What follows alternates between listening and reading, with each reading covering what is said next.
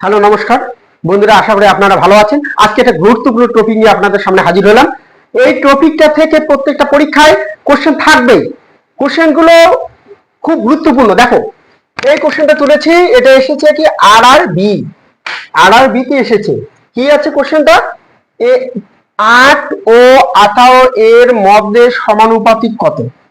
যদি 8 ও 18-র মধ্যে সমানুপাতিক এইরকম থাকে, তোমাদের কি করতে হবে? দেখো, করতে হবে রুট দাও, রুটের ভিতরে দিয়ে 8 আর 18-কে গুণ অবস্থা রাখো, করার পরে এই দুটোকে গুণ করো। গুণ করলে কত হচ্ছে? দেখো, গুণ করলে হচ্ছে কত হচ্ছে? 144। 144কে আমরা ভাঙিয়ে লিখতেই পারি যে 12 গুণন 12। তাহলে দুইটা 12-র মধ্যে একটা 12 নাও, শেষ। কোথায় আছে? আছে বি।